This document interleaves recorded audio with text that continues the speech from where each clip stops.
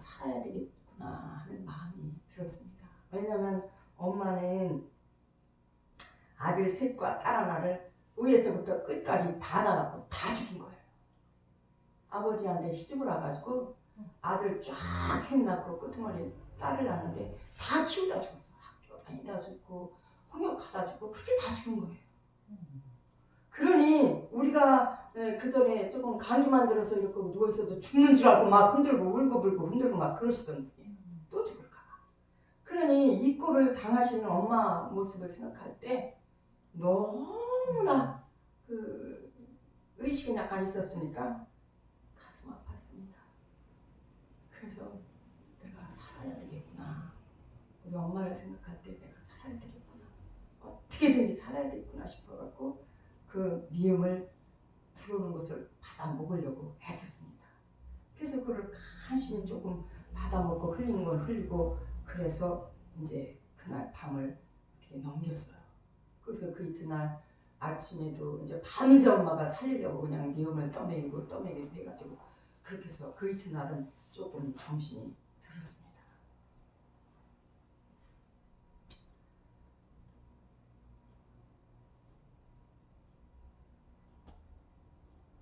그리고 이제 내가 이제 입이 좀 열려서 눈이 뜰 정도 됐을 때 엄마한테 그랬습니다. 엄마 미안해요. 엄마 미안해요. 울면서 엄마 미안하다고 엄마 손을 잡고 이렇게 하염없이 울었습니다. 그러면서 이제 그 이튿날이죠. 오늘이 그 이튿날인데 그 이튿날 우리 대문 앞에 늘 택시가 세워져 있었습니다. 늘 택시가 세워져 있었는데 왜 그 택시가 세워졌느냐? 하루에 2번씩 병원에 다녀야 되기 때문에 그렇게 송장 같은 아마나 집에 있어야 돼요. 왜냐면 어린애들이 있기 때문에 어린애들 때문에 입원을 못하고 그러고 있었습니다. 그러면서 그 택시에 태워서 서울을 보내는 거예요. 왜냐면 매일같이 내가 그 전에 그런 말을 했어요. 현신의 권사님이라는 분은 병을 다 고치신다는데 그분한테 가면 내 병을 고칠 수 있는데 거기 좀 보내줄 수 없냐고 늘 우리 남편한테 그런 얘기를 했거든요. 근데 안 보내주는 거야. 왜냐면 아니 그 말 같지 않은 소리를 해. 그게 당연한 소리야? 어떻게 기도한다고 병이 고쳐져? 입 닫고 있으라고 막 야단쳐가지고 거기 못 보냈죠. 그러다가 이제 내가 이제 죽기 직전에 오니까 거기를 보내겠다는 거야. 우리 엄마한테 거기를 데리고 가시든지 큰 병원에 가시든지 그러라는 거야. 그래서 돈 20만 원을 넣어주더라고. 20만 원 봉투에 넣어주는데 20만 원은 지금의 2천만 원에 가까운 돈이에요. 왜냐하면 그때 쌀 한 마리에 2,000원씩 할 때니까 굉장히 큰 돈이었습니다. 그래서 큰 돈을 뭉태기 돈을 주셔갖고 택시에 태워서 보내주셨습니다. 그 이튿날부터 현신의 권사님 재단으로 가서 거기서 이제 며칠을 묵었습니다. 며칠을 묵고 있는데 날마다 좋아지는 겁니다. 왜냐하면 거기서 내가 가끔 간증을 하지만은 그 목숨이 잃었던 사람들, 농약 먹고 잃었던 사람들, 뭐 하여튼 각가지 환자들 거의 죽음에 이르렀던 사람들, 띠비고 오는 사람들, 들것에 태워갖고 오는 사람들이 다 벌떡벌떡 일어나서 춤을 추고 간증을 하고 암덩어리가 떨어져가지고 막 이렇게 모여가면서 막 왔다 갔다 하지를 않나 그런 기적을 많이 보기 때문에 제가 거기서 하나님 분명 살아계시구나 느꼈어요. 그러니까 날마다 제 증세가 병의 증세가 좋아진 것입니다. 그래서 거기서 입원했다가 이제 택시를 타고 다니다가 그 다음에 버스 타고 쩔뚝거리면서 버스를 타고 다녔습니다. 그곳에 온 지 40일이 가까워지는 어느 날 주일날이었습니다. 많은 사람들은 자기 본교회로 가서 예배를 드렸습니다. 각지에서 다 왔던 전국 각지에서 왔던 성도들은 다 각자 자기 교회로 가고 거기에는 드문드문 사람들만 남았었습니다. 드문드문 남은 그곳으로다가 다른 날은 현신의 권사님이 어떻게 했냐 이 위에 앉아가지고 사람들이 쫙 옵니다. 그러면은 이제 현신의 권사님이 탁 밀으면 다른 사람이 이렇게 서포트하는 사람이 딱 밀어주면 현신의 권사님이 털이 탁 치고 밀어붙이면 저기까지 뚝 떨어지는 거야. 그렇게 해서 끝냈는데 이번엔 사람이 많으니까 직접 손수건 한 장을 들고 찬송을 불러가면 얘가 뭐 돌아다니시더라고. 내 앞에 와서 머리 위에 저기 손수건을 흔드는데 불이 확 떨어지는 겁니다. 그래서 온몸에 불을 받고 다리를 고쳐주신 겁니다. 그래서 무릎을 딱 꿇어봤어요. 그 당시는 쩔뚝거리가 뭐 다녔지만 무릎은 꿇을 수가 없었거든요. 다리가 시고 아파서. 그래서 항상 다리 뻗고 내 근처 옆에는 사람들이 이렇게 다리 뻗을 장소가 있었어야 됐습니다. 그 다리 뻗고 앉았는데 그 당시 무릎을 꿇어봤더니 무릎이 뭐 꿇리는데 아무 이상 없이 무릎이 꿇어지는 겁니다. 그래가지고 엄마 나 하나님께서 불 떨어뜨려갖고 나 지금 나왔는데 그때는 엄마도 그 당시 불을 받았다는 거예요. 뭐 이 근처가 뭐 포도라지가 큰 게 뭐 나가지고 고혈압 때문에 그게 왔다는데 막 영 안 나는 거예요. 그때는 그 당시 고쳐져가지고 나왔습니다.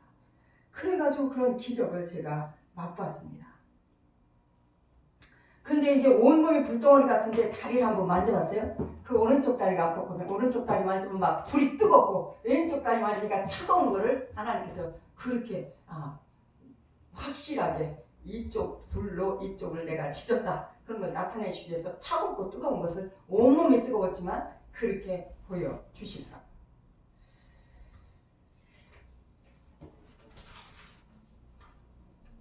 그때 하나님께서 그렇게 나를 치유하셨고 이제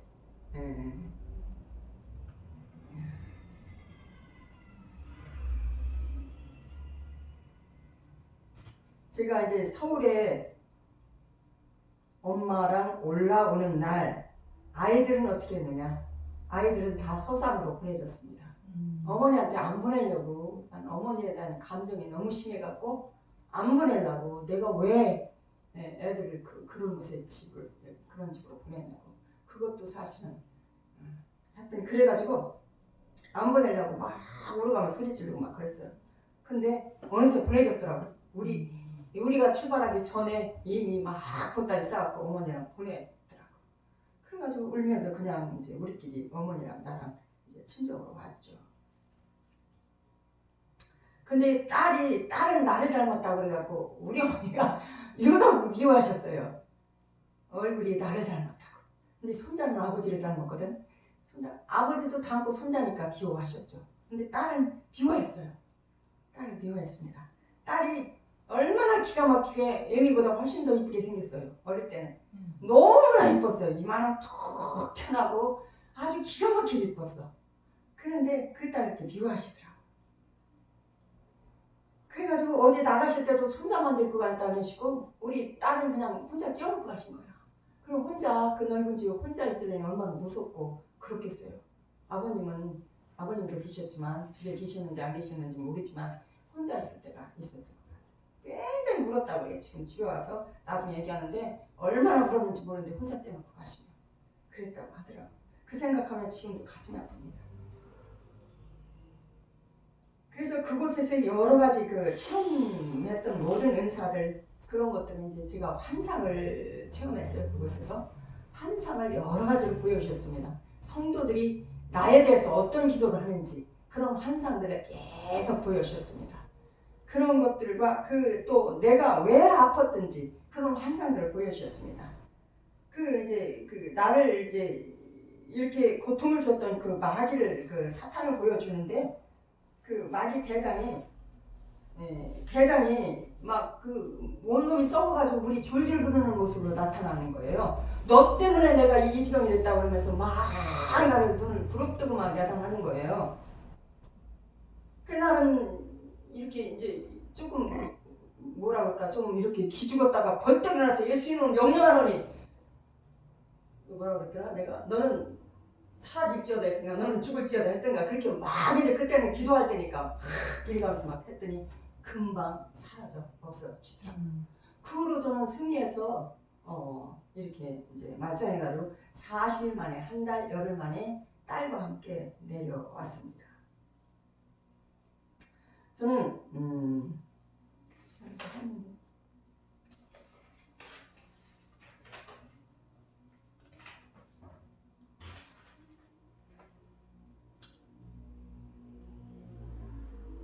그때 이제 나에 속해 있던 그 교회 성도들은요 날마다 우물에서 그때는 우물이 많았어요. 우물에서 두레박질을 막 해서 퍼주고 밑에서 막 걸레 빨아서 또 던져주고 하면 큰 집을 그렇게 청소 엄청나더라고요. 안에서 털개로 털고 빗자루로 쓸고 막 열심히 이것이 나를 위해서 성도들이 기도해 주는 모습이구나. 그거를 보았습니다. 그래서 집에 돌아와서 얼마나 교회에 제가 그분들이 날 위해서 기도했던 것처럼 제가 그 교회를 아주 큰 교회는 아니었지만 제가 아침 새벽 기도하면 저 의자를 빌어놓고 다 청소했어요. 강단에서부터 참 깨끗이 청소하고 하면 땀이 훌쩍 납니다. 그래서 아침에 가면은 이제 청소를 참 집에서 밥을 하게 되죠. 그때 우리 아들 딸들이 엄마, 아빠는 이제 근무 매일 거의 격일주로 근무할 때가 많았으니까 이제 그것들 재워놓고 내가 나와서 새벽기도 가면 애들이 막 놀래는 거야. 그래가지고 막 여기 문 열어놓고 저 문 열어놓고 엄마 찾느라고 막 울고 난리 날 날도 있었습니다. 그렇게 늦도록 청소하고 가니까 애들도 그렇게 됐었습니다. 그 후에 이제 저는 전도를 열심히 하러 다녔습니다. 동네마다 또 시골 동네도 다녔고 그래가지고 그 해에 전도 왕상을 탔습니다. 그 후에 우리 시어머님은요, 그 손녀딸 같이 사는 그 큰 아드님의 손녀딸, 큰 아드님이 아니고 둘째 아드님이에요. 왜냐면 거기도 이제 두 번 우리 아버님이 전처가 상처하셔서 두 번째 우리 어머님하고 처녀로 결혼하셔서 또 거기도 우리하고 똑같이 그래가지고 그 큰아드님이 하고 같이 안 살고 둘째가 큰아들이죠. 그러니까 둘째 아드님하고 사셨습니다. 그래서 그곳에 이제 손녀딸이 갑상선 무슨 조화증인지 뭘로 해가지고 그거는 수술할 수도 없고 그냥 평생 약만 먹어야 되는데 뭐 의사 진단이 애기도 못 날 가능성이 있다 그런 진단이 나왔다는 거예요. 가족들이 정신이 번쩍 난 겁니다. 맨 큰 댁의 그 큰 형님이 신앙생활을 열심히 했던 분이에요. 시골에서. 그리고 열심히 했어도 그냥 시골 풍속을 다 따라서 하면서 그냥 신앙생활을 했었는데 거기서는 열심히 했던 분입니다. 그랬고 또 우리 형님이 그 소리 들으니까 내가 맨날 전도를 했을 거 아닙니까? 시댁 식구들한테. 그러니까 교회는 이제 그 형님이 전도했고 또 그 이모가 또 전도했다는 거야. 그 우리 형님의 동생이. 그래가지고 이제 교회를 다니게 된 겁니다. 그 딸 때문에. 그래가지고 우리 어머니가 전도가 돼서 이제 신앙생활을 했는데 신앙생활을 아주 열심히 하셨습니다. 그래 이제 맨날 집에서도 안 주무시고 새벽까지 교회에서 주무시는 거예요. 우리 형님이 이부자리를 새롭게 이제 사서 예쁘게 시쳐서 그렇게 하고 해드렸는데 그걸 한 번도 안 덮고 주무셨다고 돌아가셨대. 5년 동안 그렇게 뜨겁게 신앙생활했어요. 방언까지 받으셔갖고 막 그냥 교회가 떠들썩하게 기도하시다가 아침에 오셔서 식사하시고 그리고 돌아가셨어요. 그리고 돌아가셔갖고 돌아가시기 전에 항상 그러셨으면 나는 천하내미한테 죽을 죄를 졌다. 나한테도 그러시고 다른 식구들한테도 그러시고 너무 큰 죄를 졌다. 큰 죄를 졌다. 그러시더라고요. 그러면서 그렇게 뜨겁게 하나님 앞에 회개 기도하셨고 그렇게 열심히 하나님 앞에 신앙생활 하시다가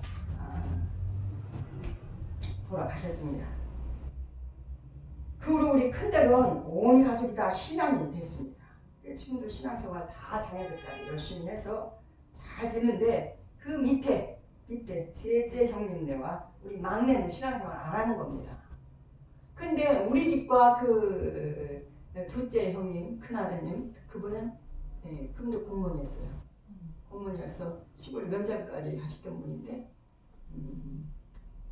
아주 그분도 잘생기셨어요. 깨끗하게 우리 남편보다 더 깨끗하게 생기셨어요. 잘생기셨는데 점잖으시고 그분까지 다 신앙생활 잘하시고 자녀들까지 아주 며느리들까지 얼마나 신앙생활 잘하는지 몰라. 그 점에서는 우리보다 그 집이 나아요. 우리 애들은 그렇게 교회를 다니긴다나도 그렇게 열심히 안 하거든요. 근데 그 며느리들도 반주하면서 지휘하면서 그렇게 하고 그 아들들도 열심히 신앙생활하고 그 손자 손녀들까지 다 잘 풀려갖고 미국 그 의사한테 시집가고 그 사람은 그 손녀딸은 그 변호사 국내외 변호사 뭐예요? 국제 변호사인가? 그것도 되고 뭐 그냥 아주 막 이름난 회사 미국과 약간 그런 회사에 들어가서 미국과 어디를 왔다 갔다 하고 막 다 그런 사람으로 변한 거야. 그런데 그렇다고 해서 그렇게 열심히 뜨겁게 신앙생활을 하는 건 아니었거든. 그런데도 그렇게 잘 풀리더라고. 그런데 이 두 집, 셋째 집하고 다섯째 집, 시동생하고 우리 바로 위에 형님네는 세상에 그렇게 신앙생활 하는데 말을 안 듣는 거예요. 우리 저기는 막내 동서는 신앙생활 했었어요. 제가 전도를 해서 신앙생활 몇 년 같이 하더니 어떻게 다 남편하고 불화해갖고 싸움박질 하더니 교회 안 나오기 시작하고서 술집에 아르바이트를 나가요. 그러니까 그 가산이 허물어진 거야. 그래가지고 사진관을 했었는데 사진관도 그것도 못하고 그래가지고 이제 유치원 이렇게 사진을 하는 그런 곳에 들어갔는데 그거 하다가 어떻게 하다가 저기 해가지고 싸우고 직장에 나간다고 나가다니 술집에 가서 일하고 그래가지고 여자가 이제 변심을 한 거예요. 남편하고도 변심이 되고 하나님 앞에도 변심이 되고 그래가지고 이제 절에 간다고 가더라고요. 그래서 작년에 산소에 갔더니 뭘 잔뜩 부침개를 붙여오고 그래갖고 막 이렇게 산소 앞에다 놓고 절한다는 거예요, 둘이가. 그래서 우리 남편이 그 신앙이 그렇게 장로래도 잘 몰라요. 왜냐면 말씀을 생생 읽기를 합니까? 말씀을 듣게 합니까? 주일날 한 시간 가서 듣고 집에 오니 무슨 말씀을 속에 있겠습니까? 그래서 내가 저런 거 당신 들어도 자치지 마세요. 그 사람들 듣거나 말거나 그렇게 크게 얘기하고 그냥 딱 내려왔습니다. 그런데 그 생활이 현저하게 차이 나는데도 왜 하나님 앞에 안 돌아오는지 믿는 가정들은 이렇게 우리도 아주 편안하게 신앙생활 잘하는 줄 알거든요. 식구가 다, 온 가족이 다. 내가 볼 때는 그렇게 열심히 뜨거운 신앙은 아닌데 그래도 남들이 볼 때는 아주 신앙생활 잘하는 가정, 모범적인 가정으로 모두들 다 인정을 하고 있거든요. 그래서 우리 셋째 형님이 볼 때도 저 집은 잘 사는 집, 부족함이 없는 집 그렇게 느끼고 있는데도 왜 그렇게 전도를 하려고 애쓰다 제가 지금 지쳤습니다만 그렇게 말을 안 듣고 그렇게 절에만 엎드려 있고 그러는지 모르겠습니다. 그러다 우리 셋째 아주머니는 작년에 돌아가셨어요. 돌아가셨는데 나중에 형님 얘기 들어보니까 수면제를 많이 잡수고 돌아가셨다. 그러니까 맨날 아팠어요. 아파갖고 견딜 수가 없다는 거예요. 365일 그렇게 아팠어요. 그래서 수면제를 사다 모으셨다네요. 그래서 그 수면제를 잡수고 돌아가셨다. 나중에 가서 형님한테 들으니까 그러시더라고요. 그래서 형님 그러시지 말고 교회를 나오세요. 그랬는데도 어떻게 고집이 센지 도대체 말 안 들어요. 그렇게 해서 제가 지금 뭐 목회자가 된 것까지는 아직 간증이 안 들어갔습니다만은 제가 그래서 하나님 앞에 이렇게 나왔고 그 당시 제가 젊었을 때 목회자가 되고 싶었습니다. 그러나 저는 그 남편보다 조금 멀뚱한 게 싫었어요. 남편이 그늘 밑에서 그냥 평범하게 사는 주부로서 만족하자 하고서 그 하고 싶은 마음을 억제하고 그러고 살았습니다. 근데 그 후에 제 마음속에 목회자가 되고자 하고서 신학교를 한 게 아니에요. 기독신학교를 40대에 들어갔는데요. 그 당시는 하나님에 대해서 무엇인가 좀 알고서 신앙생활하자 하고서 들어갔죠. 그랬더니 그 학교를 졸업하고 나니까 심히 아프기 시작하는 거예요. 너무 아파갖고 또 다시 그 의장이 망가져가지고 뭐 아무것도 못 먹고 꼬챙이처럼 말을 10년 동안 그랬습니다. 그래가지고 다시 제가 신학을 다시 대학원 과정을 마치고 제가 하나님 앞에 서겠습니다. 이렇게 약속을 하고 이제 대학원을 다니고 하니까 그때부터 밥을 먹기 시작하는 겁니다. 밥을 먹기 시작. 김치도 그렇게 먹고 싶어도 국물밖에 못 먹었고 고구마 한 요만큼을 못 먹고 바나나 요만큼을 못 먹었어요. 먹는 것만 보면 너무나 부러운 거예요. 10년을 그렇게 살았다니까요. 그런데도 골다공증도 없더라고요. 그게 지금 와서 골다공증이니까 약간 있긴 있어. 그때 하도 안 먹어서 그런지 요즘은 조금 있긴 있는데 그렇게 못 먹고 살았어도 그런 저희가 없었습니다. 그래가지고 이제 이렇게 단에 섰습니다만 하나님께서 차츰차츰 치유하셔서 대학원 제가 목회자로 서겠습니다. 그렇게 결심하고 하나님 앞에 기도하고 이제 대학원을 마치니까 이제 밥을 먹기 시작해서 이렇게 오늘날 이 단에 서게 된 것입니다. 제가 더욱더 하나님 앞에 이제 부족했던 것은 제가 이제 육신이 약한 탓으로다가 이렇게 맨날 육신 핑계만 대는데 그 기본 약했던 것이 원래 태어날 때부터 제가 좀 약하게 태어났습니다. 그래서 맨날 집에서도 체하고 그럴 때 ቋ뜻하면 체했어요. 체해갖고 맨날 토하고 그랬었습니다. 허약 체질로 태어났어요. 우리 아버님 친정 아버님이 허약 체질이었어요. 허약 체질로 태어나서 이렇게 그냥 남들 보기에는 멀쩡한데 늘 허약한 상태예요. 그래서 하나님께서 치유하셨을 때 그 당시는 너무나 튼튼했습니다. 종일 서 있어도 피곤한 줄을 모르겠더라고요. 전혀 안 피곤했어요. 한 3, 4년은 그랬던 것 같아요. 근데 교회에서 환란이 크게 왔습니다. 목사님이 하나님 앞에 불순종하고 그래서 막 성도들이 난리가 나고 저는 고민하고 어찌할까 여기를 그냥 있어야 되나 떠나야 되나 하는 고민을 다시 하다 보니까 다시 또 이렇게 몸이 약해져 갖고 의장 때문에 고생을 하게 되더라고요. 하나님께서 다시 또 치유하셔서 3번을 저를 치유하셨습니다. 지금까지 한 4번 치유하신 것 같아요. 그래서 지금 이렇게 단에 서서 말씀을 전하긴 하는데 제가 그래도 너무 늦게 하나님 앞에 나왔기 때문에 그리고 10년, 11년간 단에 섰기 때문에 그 말씀을 전하는 것도 제대로 풀어내놓지 못하고 제 속에 있는 것들도 제대로 풀어내놓지 못하는 그런 위치에 있을 때 제가 단을 떠났습니다. 좀 더 지금까지 목사수 받은 지 20년이 됩니다. 그렇게 20년 동안 제가 목회 활동을 했으면 지금보다 훨씬 나았을지도 몰라요. 근데 제가 중단을 했기 때문에 제가 이 상태로 그냥 자라다 만 상태로 이렇게 하나님 앞에 섰습니다. 이상입니다. 아버지 하나님 감사합니다. 오늘 아버지 하나님 저의 모든 속에 있던 것들, 과거에 있던 것들, 하나님께서 저를 만져주신 사건들, 주님 앞에 부패하여 타락했던 모든 것들을 이 시간 하나님의 종들 앞에 다 내놓았습니다. 하나님의 종들에게 이 모든 것들이 유익함이 무엇이겠습니까? 유익함은 별로 없는 듯합니다. 초신자들이나 성도들이 있었으면 좋았을 텐데요. 아버지 그러나 아버지 하나님께서 세우신 하나님의 종들이 오매 주께서 저들을 사로잡아 주시어서 저의 모든 간증을 듣고 새롭게 결심하고 다짐하는 그러한 심령들이 될 수 있도록 우리 하나님 축복하여 주시옵소서. 아버지 하나님 오후 시간도 주께서 함께하여 주시는 귀한 시간으로 축복하여 주시옵소서. 예수님의 이름으로 기도하였습니다. 아멘.